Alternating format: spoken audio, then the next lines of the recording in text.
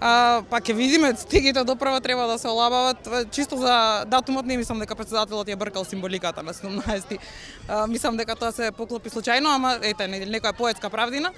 А што се однесува до чувството, до стегите, се надевам дека доаѓа време во Македонија во кое што работите ќе се случуваат по принцип на правда, по принцип на еднаквост и се надевам, мислам, не можеме денеска да ги почувствуваме тие кинењето на тие стеги, ама се надевам дека ќе заеднички ќе изградиме општество кое што ќе биде праведно за сите.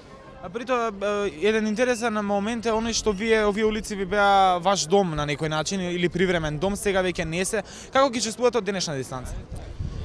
Улиците се на секој оној кој што мисли дека може да направи подобро за општеството. Јас само ми е жал што дел од таа рута беше искористена и за како параван за едни други протести и кои што резултираа со насилство, со крв и сметам дека таков тип на политичко организирање никогаш не треба да се повтори и политичко организирање и политичко манипулирање би рекла дека е тоа. Се уште траат судењата за обвинетите од шарената револуција за всушност кршењето на претседателската народна канцеларија. Коментар, дали тука ќе има правда за вашите соборци? Се надевам дека ќе има.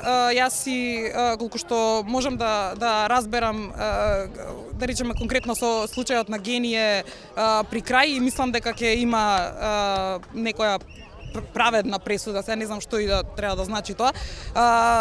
Се надевам дека ќе се одвои иницијативата која што ние ја носевме години, не само шарена револуција, туку и протестираме една година претходно 5 мај и така натаму. Мислам дека ќе се одвои тоа од оваа политичка манипулација која што резултираше со нешто после тоа од кое што сите се оградија. Ние до ден денеска стоиме зад идеите на шарена револуција и се она што се случи се стоиме позади тоа и се надеваме дека врз база на нашите принципи ќе функционира и ќе изградиме едно општество за сите.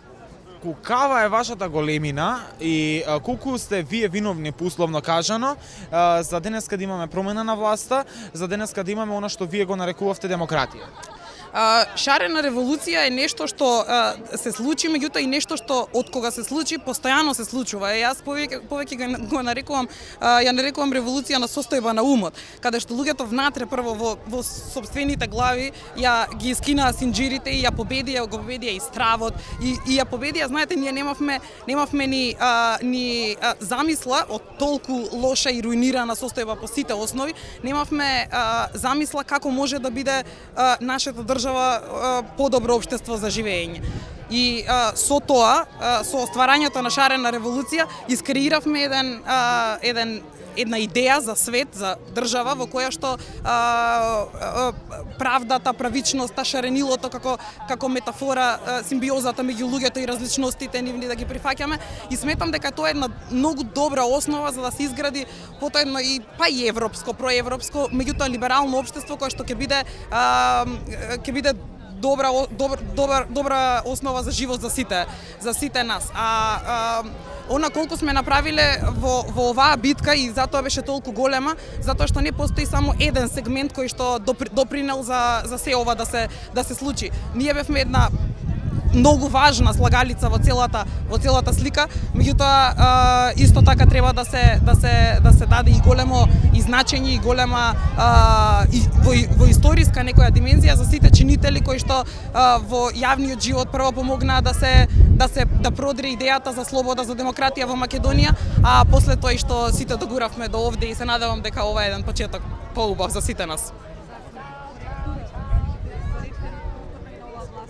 Дали се спремни повторно да се активирате доколку и оваа власт ги изневери вашите очекувања? Апсолутно. Ние самата шарена револуција и ние внатре кои што се боревме за идејата, ние не се бориме за човек, ние не се бориме за нити замена за место, иако искрено јас според мое убедување не мислам дека ова сега што се случува е чиста замена на места, но посекако се надеваме дека принципи ќе владеат, а не луѓе во Македонија. Јас лично се надевам дека принципи ќе владеат, дека ќе владеат идеи и дека најдоброто е да дојдеме до ситуација во која што мала ќе биде варијаблата помеѓу тоа кој е на власт, туку ако бидеме држава која што ги почитува правните принципи, законите, која што ја почитува еднаквоста, мислам дека тие принципи се нештата кои што би требале да не држат, а не луѓето кои што тие се само вршители на должност, фактички они би требало да му служат на народот, а не да владеат, така да тоа е тоа.